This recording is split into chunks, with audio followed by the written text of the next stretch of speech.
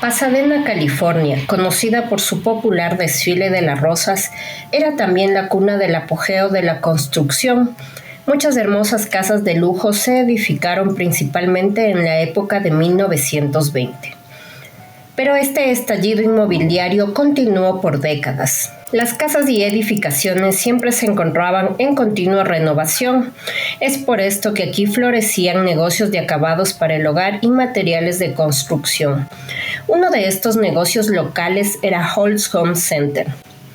A las 7:30 p.m. de esa noche, la pareja de ancianos Billy y Ada Dare y su nieto de 2 años y medio, Matthew William Trout, llegaron a la tienda a comprar algunos artículos. Esa noche se encontraba trabajando dentro de los empleados Jimmy Cetina. Era un chico de 17 años, estudiante de secundaria y destacado atleta. Pero esa noche en particular no había demasiados clientes en la tienda, pues había un partido de la Serie Mundial.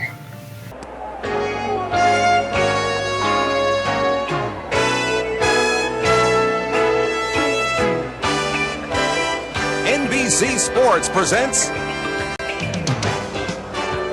the 1984 World Series. Today, Game 5, the San Diego Padres versus the Detroit Tigers. Debido a la hora y al ver que la tienda estaba casi vacía, Billy y Ada pensaron que la tienda estaba a punto de cerrar y decidieron dividirse para hacer las compras rápidamente. Billy fue a la sección de madera y Ada, con su pequeño nieto Matthew, a la de pintura. Otra empleada que se encontraba esa noche trabajando era Caroline Krause, la cual vio a Ada y a su nieto por los pasillos del local. En un momento de la noche, aproximadamente a las 8 p.m., otro de los empleados, Jim Obdan, escuchó que se informaba algo por el megáfono, pero no entendió muy bien qué decían. Cuando caminaba por la tienda, al mirar hacia el lado sur, pudo ver una enorme columna de humo negro que salía desde un estante. Jim, desesperado, empezó a buscar clientes para poder sacarlos de la tienda. En esta búsqueda se encontró con Ada y su nieto. Ellos no estaban alarmados porque en la sección de pinturas no se había visto aún el humo. Cuando Jim llegó a ellos les dijo que era emergente que salgan de la tienda. Ada echó un par de cosas en el carrito de compras y empezó a salir atrás de Jim. Cuando él avanzaba regresó a ver y Ada y el niño no lo estaban siguiendo. Así que Jim se regresó y le dijo a Ada que deje el carrito, que tome al niño y salgan de urgencia. Nuevamente empezaron a salir. Esta vez Jim regresó a ver si venían atrás de él y no vio más que una columna de humo, ni Ada con el niño, ni absolutamente nadie. Solo pudo ver un enorme muro de llamas. Jim regresó nuevamente por Ada y por el niño, pero esta vez escuchó un estallido y las luces se apagaron. La campana de emergencia se encendió y el esposo de Ada, Billy, aún se encontraba en la sección de madera. Él pensaba que el sonido de la alarma era porque se estaba cerrando la tienda, pero otros clientes empezaron a correr gritando que había un incendio. Ahí se alarmó y empezó a gritar el nombre de su esposa y su nieto buscándolos. Todo inmediatamente se llenó de humo y fuego. El joven empleado Jim se encontraba acorralado por el fuego. Se lanzó al piso y agachado empezó a arrastrarse por el mismo para buscar una salida de emergencia. Estaba fatigado y sentía que se desmayaría. Estaba a punto de darse por vencido cuando se dio cuenta que estaba a 2 metros de la salida de emergencia. Esto le dio un impulso de energía y tomó todas sus fuerzas para salir. Cuando estuvo afuera se dio cuenta que tenía quemaduras de 3er grado en los brazos, cuello y orejas. Estaba aliviado de haber salido con vida. Ahí recordó a sus padres y sintió la necesidad de llamarlos para decirles que estaba bien. Cuando miró su mano, la carne ardiendo de su muñeca se desprendió y cayó al pavimento. Cuando todo se vio envuelto en llamas, se produjo un flashover que expulsó todo hacia afuera. El flashover se produce cuando la combustión ha alcanzado una temperatura superior a 1000 grados y todo el contenido del lugar estalla, y absolutamente ningún ser vivo puede sobrevivir. Los bomberos llegaron al lugar con el capitán William Eisel a cargo.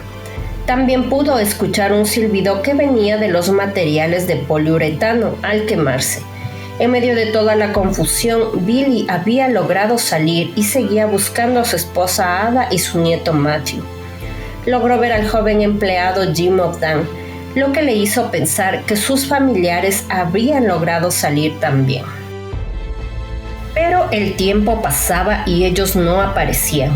Entonces Billy le pidió al capitán Eisel que por favor rescate a sus familiares, así que un equipo de 6 bomberos ingresó para el rescate. Mientras tanto, en la parte de afuera, el capitán Eisel se sentía confundido, pues faltaba el motor 41 en la escena, además de que escuchó que ese motor se estaba enviando a otra dirección. Luego se enteró que a la par de este incendio se desarrollaba otro, casi simultáneo en Bonds Market, a pocas cuadras de Halls Home Center. Era algo inaudito, 2 incendios en Pasadena del Sur, relativamente cerca, en establecimientos minoristas y en horarios comerciales.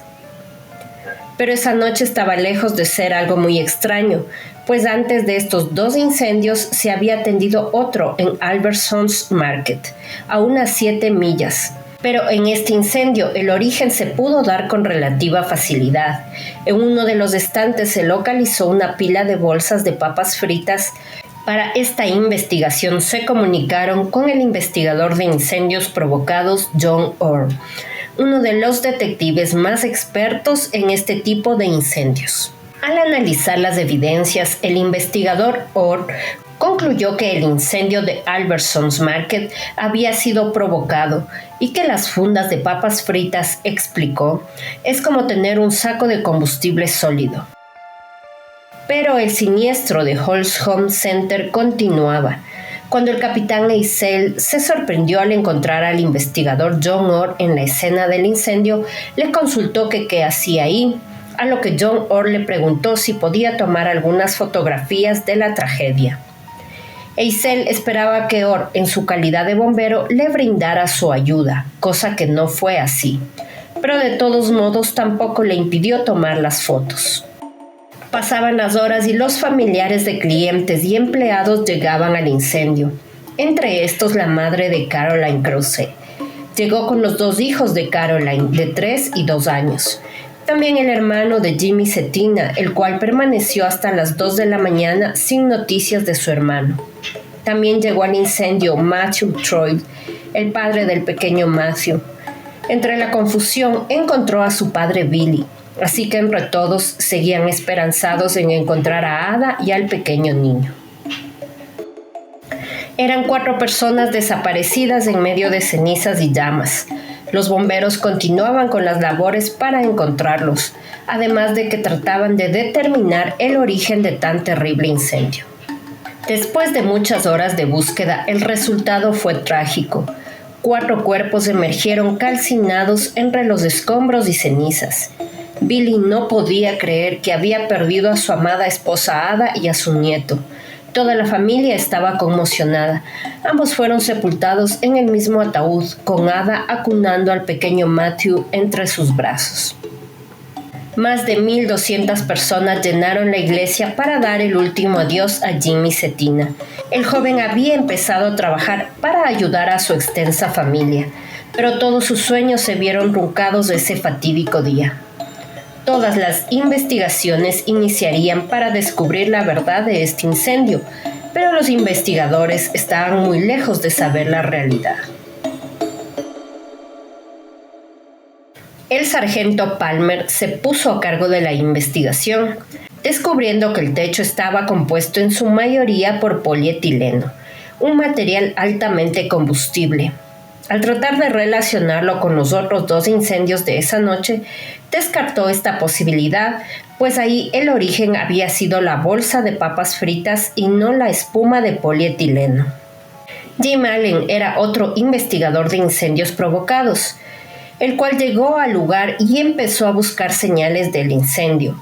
Al investigar se dio cuenta que la investigación del incendio avanzaba demasiado rápido y que el sargento Palmer casi ya había concluido el detonante del mismo, el techo del polietileno. Allen tenía sus dudas y el otro investigador, John Orr, no le mencionó los otros 2 incendios en el área. De esta manera se empezó a desviar la realidad del siniestro. Cuando hubo una reunión de alrededor de 12 investigadores, Palmer dio su conclusión, indicando que el incendio probablemente se inició en el ático y debido a un problema eléctrico se habría iniciado y expandido por el área. Todos los investigadores estuvieron de acuerdo con esta hipótesis, excepto Jim Allen.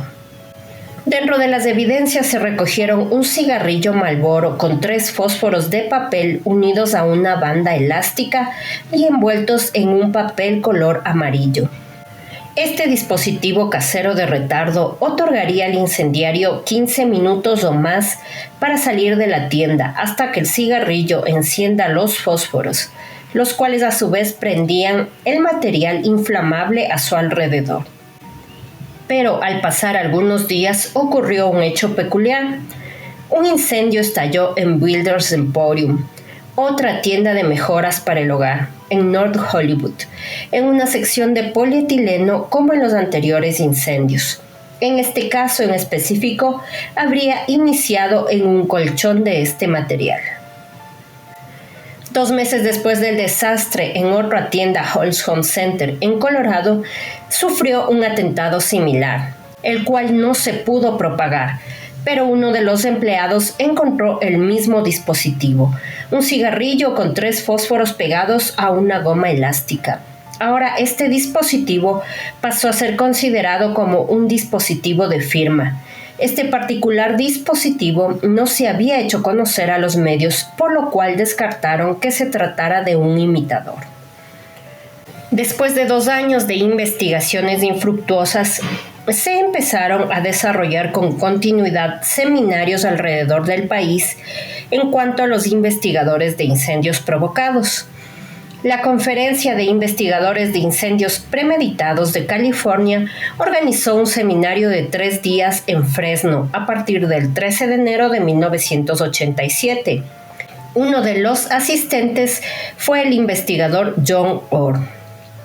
Esta conferencia pudo haber ido y venido y pasado a la memoria, excepto por los impresionantes eventos que tuvieron lugar a partir de la primera noche.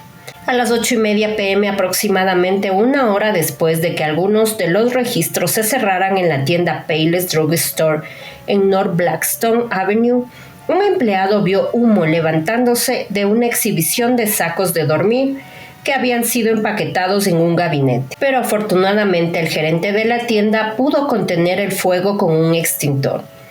Todo siguió en calma hasta el día jueves, en el que se inició otro incendio, esta vez en Hancock Fabrics. La tienda quedó completamente destruida, pero los clientes y empleados resultaron ilesos. En la escena se encontró el mismo dispositivo de retardo usado años atrás, el cigarrillo con 3 fósforos y el papel amarillo. En otra tienda cercana se pudo encontrar el mismo dispositivo con almohadas apiladas encima, pero no se logró incendiar. Las autoridades empezaron a pensar que alguien quería incendiar la ciudad, pues a estos le siguieron varios incendios más en varias tiendas. Las autoridades se encontraban desconcertadas, pues no tenían un perfil del atacante, no había testigos que declaren quién era él, ni tampoco tenían idea de quién era este pirómano serial. Esto hasta que otro capitán, Marvin Casey, procesó la evidencia con un especialista en huellas dactilares. Una de las colillas del cigarrillo fue procesada con nidrina De este modo pudo obtener fragmentos de una huella digital y en el papel encontrado en la escena también encontró la huella. Ahora se encontraba en manos de las autoridades el encontrar el perfil que encaje con esta, tarea que no sería nada fácil. Se ingresó la huella a una base de datos con resultados negativos. Quienquiera que fuera el pirómano serial no tenía antecedentes penales. Pero el capitán Casey no se daría por vencido tan fácilmente. Analizando todas las evidencias, empezó a plantearse una hipótesis: que el pirómano tal vez no le gustaban los agentes investigadores de incendios provocados. Casey solicitó un listado de las conferencias vigentes de esa semana. Así obtuvo un listado de 242 seminarios. De estos seleccionó a los que habían viajado solos, pues el perfil del pirómano corresponde a esta característica. Esta lista se redujo a 55 nombres de investigadores de incendios, pero sabía que necesitaba el apoyo de los federales. Pero al comunicar sus ideas a los federales, estas les parecieron ridículas y su hipótesis empezó a generar incomodidad entre las autoridades. Avanzaba el tiempo y mientras se desarrollaban las investigaciones, otra serie de conferencias tuvo lugar, esta vez en Pacific Group, cerca de Monterrey, desde el 5 de marzo de 1989. Los incendios en esta localidad iniciaron el 3 de marzo en la tienda Corney Variety Store, y así empezaron una seguidilla de incendios. La noticia de este enjambre de incendios llegó al capitán Casey, lo cual no hizo otra cosa que confirmar sus sospechas. Estaba eufórico, nuevamente se puso a trabajar y obtuvo una lista de los asistentes, y sacando los nombres de los agentes que acudieron a ambos seminarios, esta lista se redujo a 10. Pero la respuesta de los superiores de Casey fue de burlas. Se hizo la examinación y comparación de las huellas de los 10 participantes en el seminario, con la huella hallada como evidencia, y el resultado fue negativo. Parecía que este pirómano era más huidizo de lo que todos pensaban. Pero mientras estas pruebas eran negativas, las pruebas para ascender a capitán para el investigador John Orr eran positivas, ascendiendo a este cargo en mayo. También le iba a John Orr, que empezó a escribir un libro, Puntos de Origen. Nuevamente hubo un seminario en Fresno, pero esta vez el capitán ahora ascendido, John Orr, decidió no ir y se quedó en su localidad. Era un día caluroso del 27 de junio, con flujo constante de viento y 10% de humedad. Era el ambiente proclive para problemas. A las 3:15 se sentía como una especie de calor que abrazaba aún más el ambiente. Era un incendio de matorrales, cubriendo una ladera. Cuando llegaron los bomberos, uno de ellos pudo distinguir a un hombre en lo alto de la ladera. Se dio cuenta que era John Orr, pero pensó que debió llegar antes para ayudar. Este incendio se precipitó rápidamente a las casas cercanas, a las calles, y todo empezó a hacer conmoción. Muchos lo perdieron todo.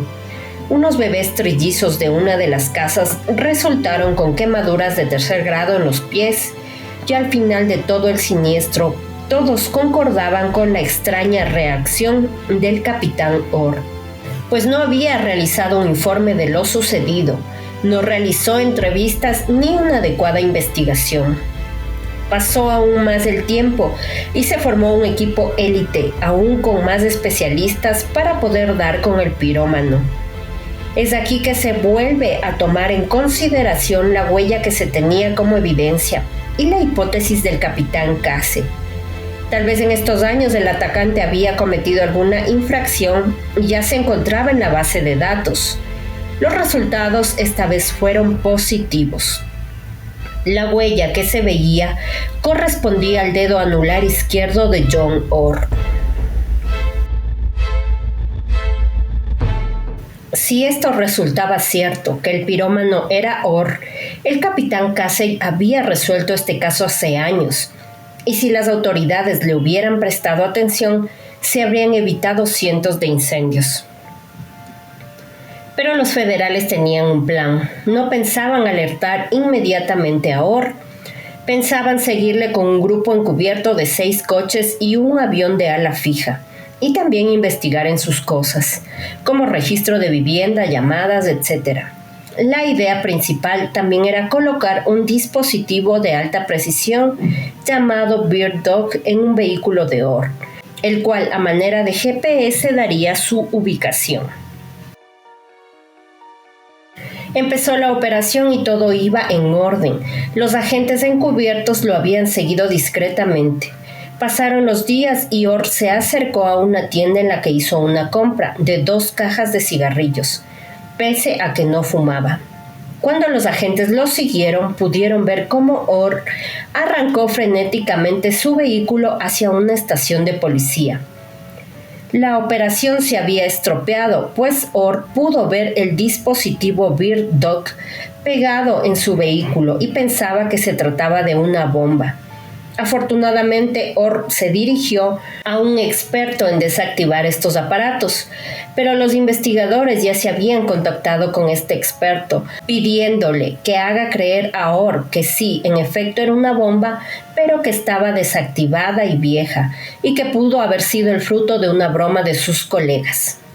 La operación había fracasado, pero los investigadores fueron pacientes y optaron por investigar la novela escrita por John Orr. Obtuvieron una copia de esta y, para la sorpresa de todos, la novela de Orr describía la historia de un pirómano en serie y exactamente los mismos incendios que habían ocurrido a lo largo de estos años. Inclusive mencionaba a una de sus víctimas, el pequeño niño Matthew. Ni siquiera se había molestado en cambiarle el nombre. El pirómano protagonista de su novela también utilizaba un dispositivo de retardo y también era un bombero que aprovechaba las convenciones para realizar los incendios. Los federales también habían colocado otro dispositivo más pequeño y de mayor precisión en su vehículo, un teletrack. Es así que ocurre un incendio en los estudios de Warner Bros. El 22 de noviembre de 1991, y el teletrack lo sitúa también en ese sitio. Además regresa a su casa y luego la central de bomberos le comunica la urgencia y se ve como él regresa al estudio. Con esta evidencia se procede al registro de su vivienda, en la que se pudo encontrar varios paquetes de cigarrillos, papel amarillo, bandas elásticas y fósforos. También encontraron pruebas digitales en una cinta de video en la que se veía una casa en primer plano y también la misma casa después de 18 meses pero incendiándose. John grababa los incendios para poder revivir los hechos, como el asesino serial que toma fotografías o guarda trofeos. John Leonard Orr describió 2 eventos tempranos en su vida como el detonante para convertirse en investigador de incendios provocados. El primero habría sucedido en su casa cuando 3 compañeros de estudio prendieron fuego al sofá de su sala. John y sus 2 hermanos salieron corriendo y observaron cómo los bomberos luchaban para salvar la casa. Pasadas algunas semanas miró cómo un poste telefónico se incendiaba. Uno de los amigos llamó a los bomberos y ambos vieron cómo los mismos apagaban el fuego. Comentó que luego él se había quedado en la escena buscando evidencias de quién lo había podido haber iniciado.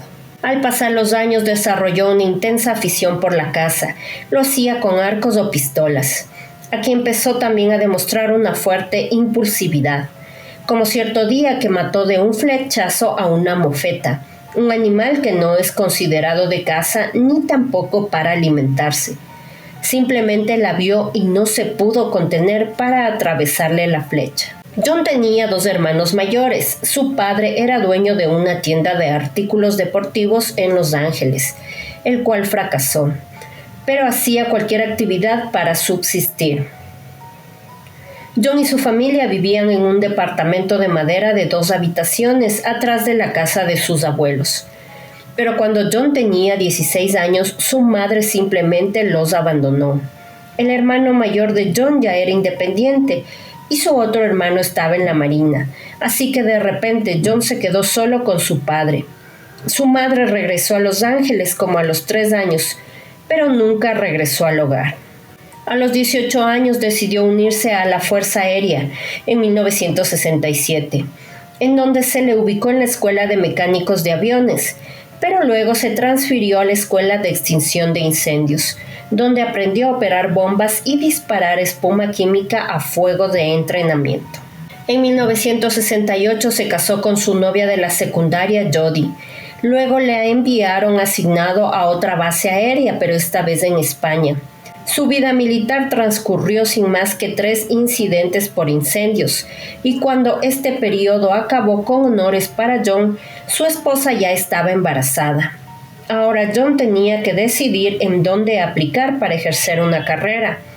Él aplicó al Departamento de Policía de Los Ángeles, al Departamento de Bomberos de Los Ángeles y al Departamento de Bomberos del Condado, y esperó a ver cuál le contactaba. Su hija Carrie Lynn ya nació y John Orr empezó a cambiar su estilo de vida, yendo continuamente a bares y provocando inestabilidad en su matrimonio. En 1971, el Departamento de Policía de Los Ángeles le escribió a John invitándole a presentar pruebas para su ingreso.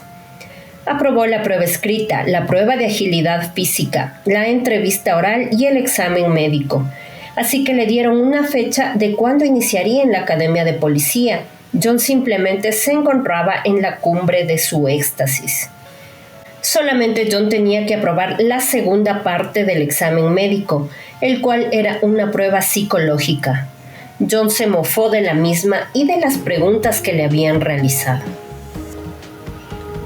Después de varios días, John recibió una carta indicando que había sido rechazado del ingreso por considerarse inadecuado de acuerdo al resultado de las pruebas psicológicas. Esto lo destrozó. Luego John pensó que no podía pensarse vencido aún, así que solicitó unirse al Departamento de Bomberos de Los Ángeles y fue aceptado para prepararse en la academia y rendir exámenes. El ego de John Orr, el cual le decía que su preparación en la Fuerza Aérea era suficiente para aprobar, le hizo pensar que no debía prepararse para los exámenes físicos, lo cual le hizo fracasar con rotundo éxito, no siendo admitido tampoco en los bomberos, destrozando a John Orr, el cual llegó a su casa y lloró. Su matrimonio pendía de un hilo y su vida profesional se iba por un caño. Desesperado y ahora con 2 hijas que mantener, empezó a trabajar en una bomba de gasolina, pero la insistencia de Orr le hizo aplicar en 1974 al Departamento de Bomberos de Glendale. Rindió las pruebas de ingreso y pasó a la academia, donde luego de 8 semanas de entrenamiento se graduó como bombero oficialmente. La búsqueda de empleo había terminado y su nueva carrera empezaría a partir de este momento. ¿Cómo pasaron los días de John Orr a partir de este instante? Lo sabremos ahora. Pero antes, ¿no sienten curiosidad de saber qué decía el informe psicológico que hizo que rechacen a John Orr? Solicitante no aceptable. Razón del rechazo basado en su historia pasada y resultados de las pruebas. Actualmente tiene problemas matrimoniales con la separación de su esposa. Recientemente abandonó un trabajo y no dio aviso. Los supervisores le dieron una mala evaluación. Lo describieron como tonto, sábelo-todo, irresponsable e inmaduro. La prueba vuelve a enfatizar esto. La prueba de Rorschach lo mostró pasivo, indeciso, con problemas hacia las mujeres y el sexo. El MMPI confirmó esto y mostró a una persona esquizoide que se aparta de la gente y puede tener confusión sexual en su orientación. Muy poco objetivo. Diagnóstico: alteración de los rasgos de la personalidad. Personalidad emocionalmente inestable. Una vez iniciada su vida de bombero, John decidió ocupar parte de su tiempo en una tienda 7-Eleven para tener dinero extra y comprar una camioneta que le llevaría a sus excursiones de caza. Ahí conoció a otra empleada con varios matrimonios fallidos, con la cual empezó una aventura. Al mejor estilo de su madre, dejó una nota a su esposa Jody y se marchó de casa a vivir con su amante. John Orr se inscribió en algunos cursos de investigaciones de incendios y hubo un aspecto de esta formación que Orr encontró fascinante, y eran los fuegos escenificados, donde las habitaciones se prendían de fuego y se dejaban arder. Él sentía que era un privilegio el observar el antes y el después de la escena del incendio. Pero John Orr tenía arraigado dentro de sí una frustración por ser el aspirante a policía no aceptado, así que era un detector empedernido de malhechores o pequeños incendiarios. Su pasión era cazarlos, inclusive estando fuera de servicio. La obsesión de Orr por atrapar delincuentes pirómanos se volvió enfermiza. Ante esta persistencia logró dar con quien sería la primera de muchos pirómanos seriales. Era una mujer que ocasionaba una serie de pequeños incendios en la zona. Esta detención, así como muchas otras más que le hicieron acreedor al cargo de investigador de incendios provocados. Pero John se pensaba mucho más que un investigador. Siempre actuaba como si realmente fuera un policía, portando un arma y amedrentando a todo infractor. Al mejor estilo del asesino serial Dennis Rader, impartiendo severas multas ante la más mínima infracción. Esto le hacía disparar su sensación de poder y control. En su vida matrimonial con su segunda esposa tampoco le fue bien, así que tiempo después se separaron y encontró a su tercera esposa. A la par que empezó a desarrollar su pasión por la escritura, publicando un artículo, Problemas del bombero, convertido en investigador de incendios premeditados. Pasó el tiempo y este matrimonio también fracasó, así que John tuvo una cuarta esposa. Ante las evidencias, una vez acorralado, John Orr fue desplazado en detención. Después de 7 años de búsqueda de este incendiario, el 31 de julio de 1992, un jurado federal en Fresno condenó a Orr por 3 cargos de incendio provocado y lo absolvió de 2 cargos. El juez federal Oliver Banger condenó a Orr a 30 años de prisión. Sin embargo, Orr seguía manteniendo su inocencia, a pesar de su posterior declaración de culpabilidad el 24 de marzo de 1993. También se le hizo una oferta extraoficial. Si Orr aceptaba una sentencia de cadena perpetua sin libertad condicional y confesaba todos sus actos de incendio provocado en audiencia pública desde su juventud, se le quitaría la pena de muerte. Orr rechazó la oferta sin pensar.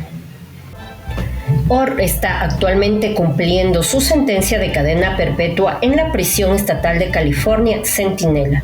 Su nombre no aparece en la base de datos de reclusos del Departamento de Correcciones de California, lo que sugiere que está detenido con un alias. Algunos investigadores de incendios provocados y un análisis criminal del FBI han considerado que John Orr es posiblemente uno de los peores incendiarios en serie estadounidense del siglo XX.